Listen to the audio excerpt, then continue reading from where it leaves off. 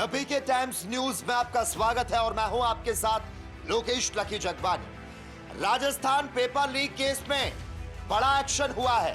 Rajasthan police अकादमी में SOG team की छापेमारी के बाद ट्रेनिंग ले रहे 15 सब इंस्पेक्टर को गिरफ्तार किया गया और गिरफ्तार किए गए 15 सब इंस्पेक्टर में टॉपर भी शामिल है।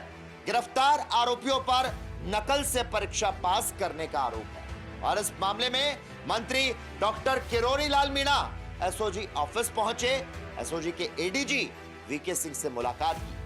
पहले भी किरोड़ी लाल मीणा ने पेपर लीक मामले में तथ्य होने की बात कही। चलिए अब सबसे पहले आपको राजस्थान पेपर लीक की पूरी टाइमलाइन समझाते हैं, फिर आपको बताएंगे कि आखिर कैसे होता है पेपर लीक, क्या है पर्दे के पीछे की सारी कहानी। देखिए, सितंबर 2021 में भर्ती परीक्षा का आयोजन हुआ और इस परीक्षा में 670 एसआई और प्लाटून कमांडर का चयन हुआ। इस परीक्षा में पेपर लीक और नकल के साथ डमी कैंडिडेट बैठाने का आरोप लगा।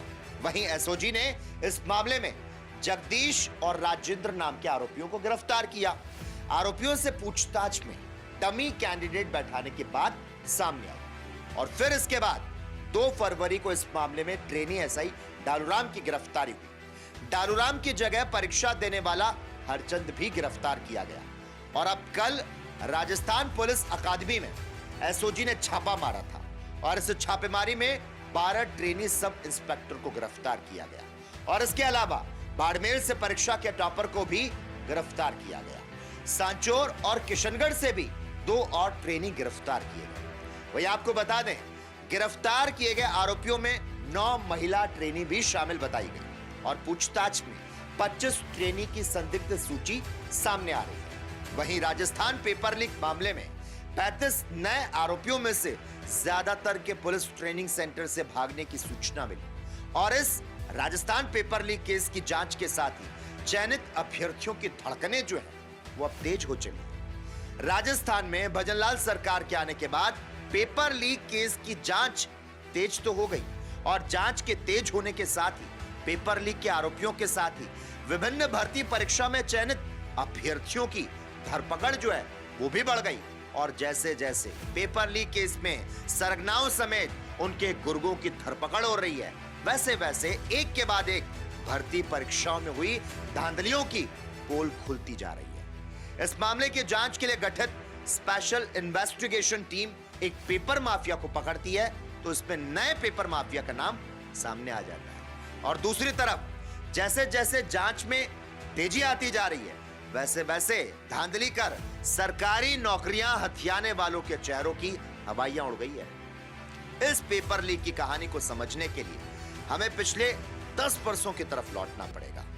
पेपर लीक केवल राजस्थान में नहीं हुए बल्कि अन्य राज्यों में भी हुए। फर्क इतना है कि अन्य राज्यों में पेपर कभी कभार लीक होते हैं, जबकि राजस्थान में एक के बाद एक लगातार भर्ती परीक्षाओं की बात सामने आई तो उसमें लीक जो है वो लगातार होते रहे। बस यहीं से राजस्थान में पेपर लीक माफिया गैंग के जबरदस्त तरीके से एक्टिव होने का शक शुरू हो गया। रीट भर्ती परीक्षा का पेपर एक बार लीक होने के बाद इसकी लाइन ही लग गई और उसके बाद शायद ही कोई एग्जाम होगा जिसमें पेपर लीक या फिर डमी कैंडिडेट बिठाने समेत अन्य तरह की धांधलियां ना हुई हो। बस यहीं से राजस्थान का पढ़ा लिखा बेरोजगार निराशा में डूबने लगा और सूबे की गहलोत सरकार के प्रति उसका गुस्सा बढ़ने लगा। भारतीय जनता पार्टी ने बेरोजगार युवाओं के दुखती रग पर हाथ रखा और गहलोत राज में हुए पेपर लीक के मुद्दों को 5 साल तक जिंदा रखा और इसके लिए सड़क से लेकर सदन तक हंगामा मचा। तत्कालीन प्रदेश बीजेपी अध्यक्ष सतीश पूनिया समेत कई नेताओं ने लाठियां खाई और पुलिस के वाटर कैनन की पानी की तेज बौछारों का सामना किया। भारतीय जनता पार्टी ने इसे चुनावी मुद्दा बनाया और पेपर लीक से परेशान युवाओं को भरोसा दिलाया कि वो उनके साथ न्याय करेंगे। पेपर लीक से परेशान युवाओं ने भारतीय जनता पार्टी पर भरोसा भी किया और उस भरोसे की जीत भी हुई और बीजेपी सत्ता में लौट आई। अब जब बारी भारतीय जनता पार्टी की है युवाओं को न्याय और उसकी मेहनत का फल दिलाने की, और वो भी लोकसभा चुनावों से पहले, ताकि ये भरोसा यूं ही बना रहे। भारतीय जनता पार्टी ने इसमें देरी नहीं की और सरकार बनते ही पेपर लीक केस की जांच के लिए अपने वादे के अनुसार स्पेशल इन्वेस्टिगेशन टीम का गठन कर दिया और सरकार ने इसकी कमान ADG SOG ATS VK Singh को सौंप दी। पेपर लीक केस की कमान के आते ही वीके सिंह पूरी टीम के साथ अलर्ट मोड पर आ गए और निराश बेरोजगार युवाओं को न्याय दिलाने के लिए अपनी पूरी ताकत को झोंक दिया और फिर पेपर लीक के पुराने मामलों और उनमें हुई कार्रवाई को गहन विश्लेषण करते हुए पेपर लीक माफिया पर टूट पड़े। और इसी बीच पेपर लीक के कई मामलों की जांच एसओजी पहले से कर रही थी, अब उसके साथ एसआईटी भी जुड़ गई। लिहाजा परिणाम सामने आने लगे और ताबड़तोड़ गिरफ्तारियां होने लगी। अब सवाल उठता है कि क्या वो सभी भर्ती परीक्षाएं रद्द हो जाएंगी जिनमें धांधली की पुष्टि होगी? और इसमें तो कोई शक नहीं कि राजस्थान में पिछले 10 वर्षों में शायद ही कोई ऐसी भर्ती परीक्षा होगी जिसमें धांधली ना हुई हो। भर्ती एजेंसी चाहे राजस्थान लोक सेवा आयोग या फिर राजस्थान कर्मचारी चयन बोर्ड, सभी के परीक्षाएं बाग साफ नहीं है, इन सब पर दाग लगे हैं। एसआईटी की जांच में भर्ती परीक्षाओं की कलाइयां खुल तो रही है, लेकिन परीक्षाएं रद्द होंगी या नहीं होंगी, एसआईटी के निष्कर्ष और परीक्षा एजेंसी के विवेक पर यह सब निर्भर करेगा।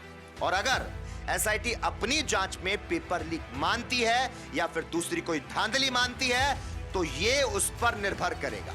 अगर पेपर लीक माना गया तो कानूनन वो भर्ती परीक्षा रद्द होने के दायरे में आ जाएगी। भले ही चयनित अभ्यर्थियों ने ज्वाइन कर लिया हो, लेकिन जांच एजेंसी मानती है कि पेपर लीक नहीं हुआ और डमी कैंडिडेट या फिर किसी दूसरी तरह की धांधली की गई है तो मामला अभ्यर्थी विशेष पर फोकस होगा। और अगर जांच एजेंसी यह मानती है कि पेपर ही लीक हो गया तो वो उस परीक्षा को रद्द करने की सिफारिश कर सकती है, लेकिन उस परीक्षा को रद्द करना या नहीं करना सरकार और भर्ती एजेंसी पर निर्भर करेगा।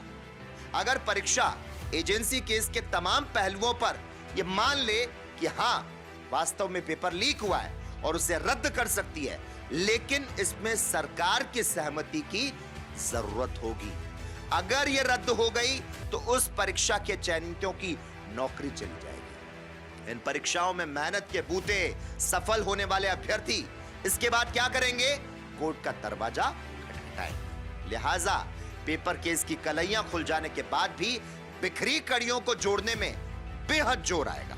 इसीलिए जैसे जैसे पेपर लीक में नए खुलासे हो रहे हैं, वैसे वैसे आरोपियों के होश उड़ रहे हैं। मेहनत के दम पर सफल होने वाले अभ्यर्थी अब तनाव में है, क्योंकि अगर भर्ती परीक्षा रद्द हो गई तो पकी पकाई नौकरी चले जाने की जो आशंका है वो मंडराने लगेगी। इसीलिए दलों की धड़कनें तेज हो चुकी है, लेकिन सरकार ये लगातार कह रही है कि भाई भजन लाल के सरकार के आने के बाद, भारतीय जनता पार्टी की सरकार आने के बाद राजस्थान में ताबड़तोड़ एक्शन जारी है। इसी के साथ ही इस वक्त के बुलेटिन में बस इतना ही। देश और दुनिया की तमाम अहम खबरों को देखने के लिए जुड़े रहिए हमारे साथ और देखते रहिए द पीके टाइम्स न्यूज।